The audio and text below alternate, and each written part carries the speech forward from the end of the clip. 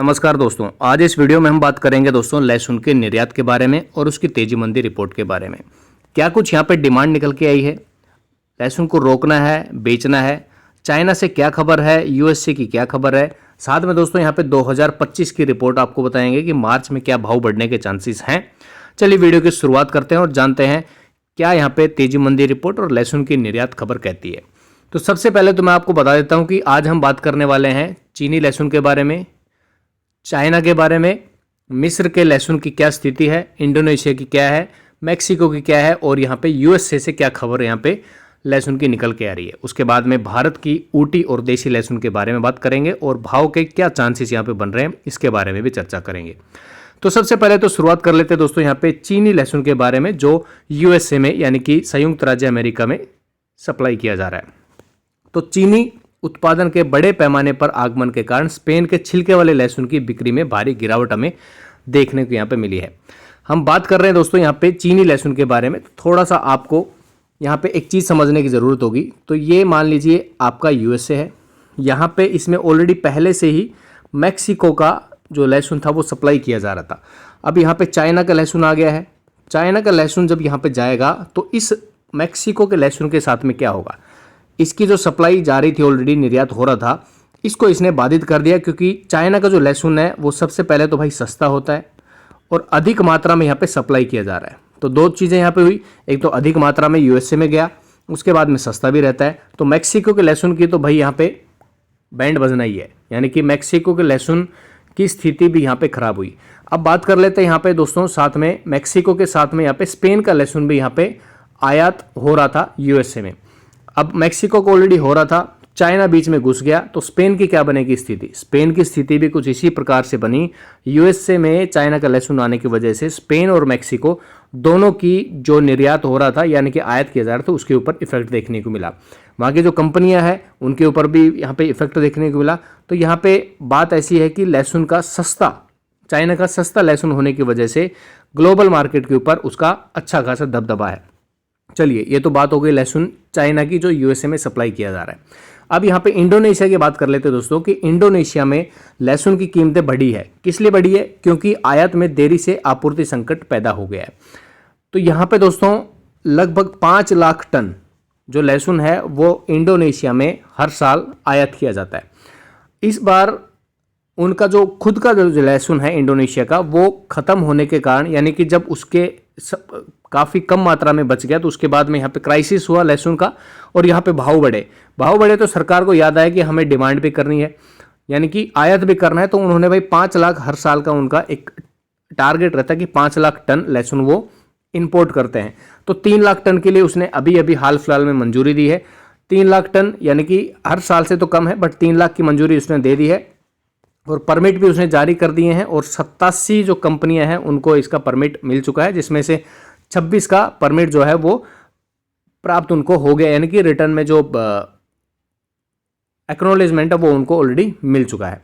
तो ये बात है दोस्तों इंडोनेशिया की। तो इंडोनेशिया में अभी डिमांड निकली है, चाइना को उसकी 70,000 टन जो है उसकी डिमांड मिली है चाइना की कंपनी को। ठीक है, तो चाइना से यहाँ पे लहसुन आएगा, कहाँ पे? इंडोनेशिया में। भारत में भी चांसेस हैं कि यहाँ से डिमांड के थोड़े बहुत संकेत यहाँ पे मिल सकते हैं। अब बात कर लेते हैं दोस्तों मैक्सिको की। ऑलरेडी मैंने आपको बताया कि मैक्सिको का जो लहसुन है वो यहाँ पे यूएसए में सप्लाई किया जा रहा था। तो इस बार लहसुन गर्मी के कारण थोड़ा सा इफेक्ट वहाँ पे देखने को मिला है। मिस्र की बात करें, मिस्र देश जो है वो भी लहसुन का यहाँ पे सप्लाई करता है। तो मिस्र में लहसुन का मौसम इस बार अच्छा था, लहसुन के अनुकूल था, जिसकी वजह से यहाँ पे अधिक उत्पादन होने की उम्मीद है। खेती का रकबा होता है वो भी इस बार बोल रहे हैं कि डबल वहाँ पे मिस्र में देखने को मिल रहा है। मौसम जो है लहसुन के अनुकूल देखने को मिल रहा है। तो इससे इफेक्ट क्या पड़ा? इफेक्ट ये पड़ा कि 50% लहसुन जो है वो अच्छा है, यानी कि मोटा लहसुन देखने को मिला है, और 50% जो लहसुन है मिस्र में वो मीडियम और यहाँ पे स्मॉल क्वालिटी का देखने को मिला है। यानी कि उत्पादन अच्छा हुआ है, दुगना रकबा था, उत्पादन अच्छा है। तो मिस्र से भी एक कंपटीशन पैदा हो सकता है चाइना और भारत के लिए आने वाले दिनों में। इंडोनेशिया की ऑलरेडी मैं चीज़ें आपको बता चुका हूँ। इंडोनेशिया में कीमतें बढ़ी हैं क्योंकि यहाँ पे आयात जो है समय पर सरकार नहीं कर पाई। अब 3 लाख का उन्होंने आयात को मंजूरी दे दी है, जिसमें से परमिट जारी कर दिए हैं 87 कंपनियों को। 26 का परमिट का यहाँ पे एक्नॉलेजमेंट जो है वो मिल चुका है। तो ये है दोस्तों मैक्सिको की, यूएसए की, चाइना की, मिस्र की, इंडोनेशिया की खबरें ग्लोबल मार्केट से लहसुन की क्या देखने को मिल रही है। अब यहाँ पे हम बात कर लेते हैं दोस्तों अपने भारत देश के बारे में। तो भारत देश में मैं आपको बता देता हूँ कि इस बार ऊटी लहसुन जो है अधिक मात्रा में देखने को मिल रहा है मंडियों में, और एक होता है यहाँ पे देसी लहसुन, देसी और ऊटी, ठीक है भाई। तो ऊटी लहसुन तो अधिक मात्रा में देखने को मिल ही रहा है क्योंकि अत्यधिक मात्रा में वो निकल रहा है, मंडियों में पहुंच भी रहा है। लेकिन एक चीज़ यहाँ पे इस बार अच्छी देखने को मिली है जी, किसान भाइयों ने, एक तो डिमांड होता है और एक सप्लाई होती है, इन दोनों के बीच में भाई जो संतुलन इस बार किसान भाइयों ने दिखाया है वो काबिल तारीफ है, जिसकी वजह से भाव आप देख ही रहे हो कि डे बाई डे यहाँ पे आपको भाव अच्छे देखने को मिल रहे हैं।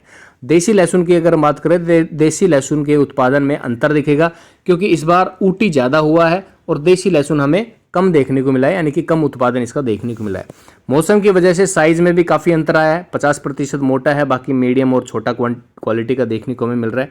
बाकी अभी हार्वेस्टिंग की बात करें तो भाई अभी हार्वेस्टिंग जो है देसी लहसुन की आपको ज़्यादा देखने को मिलेगी। आने वाले दिनों में देसी लहसुन आपको मंडियों में देखने को मिलेगा क्योंकि ऊटी तो ऑलरेडी अभी चल ही रहा है। तो हार्वेस्टिंग होगी देसी की और वो मंडियों में भी आएगा। तो उम्मीद ये है कि इस बार तेजी निकल के आने के चांसेस हैं क्योंकि डिमांड और सप्लाई का संतुलन जो किसान भाइयों ने बनाया है वो अच्छा है। साथ में दोस्तों यहाँ पे सूखा लहसुन, यहाँ पे किसान इस बार जो है सूखा लहसुन यहाँ पे निकाल रहे हैं, जिसकी वजह से अच्छी क्वालिटी पैदा हो रही है और यहाँ पे अच्छा जो है भाव मिलने के चांसेस हैं। अगर दोस्तों एक चीज़ और मैं आपको बताने की यहाँ पे चेष्टा करूँ तो यहाँ पे मार्च और अप्रैल में आपने थोड़ा सा यहाँ पे संयम बरत लिया ना, तो मैं बता देता हूँ कि एक्सपोर्ट जो है आपको देखने को मिलेगा। मार्च के बाद से स्टार्ट हो जाएगा एक्सपोर्ट क्योंकि देसी भी यहाँ पे आ जाएगा, ऊटी ऑलरेडी चल ही रहा है, तो कंपनियां भी रेडी है एक्सपोर्ट करने के लिए। अगर आपने मार्च और अप्रैल में थोड़ा वेट कर लिया तो उसके बाद मई से लहसुन के भाव में आपको अच्छा उछाल कह सकते हो कि देखने को आपको मिल सकता है। तो चाइना लहसुन जो है अभी, तो ये चीज़ मोटा मोटी आप समझ गए होंगे। अभी चाइना लहसुन के बारे में अगर मैं बताऊं तो चाइना में भी लहसुन जो है वो 7,000 रुपये से और 11,000 रुपये के आसपास में हमें देखने को मिल रहा है, भारतीय रुपयों में बात कर रहा हूँ, ठीक है। तो इंडिया में भी अगर एक्सपोर्ट होता है तो इस भाव के ऊपर तो चांसेस हैं कि इस भाव के ऊपर तो एक्सपोर्ट होना ही होना है। तो चाइना में इंडोनेशिया से 70,000 टन की डिमांड भी जैसे कि निकल के आई, तो हो सकता है कि भारत में भी कुछ डिमांड यहाँ पे देखने को आपको मिल सकती है।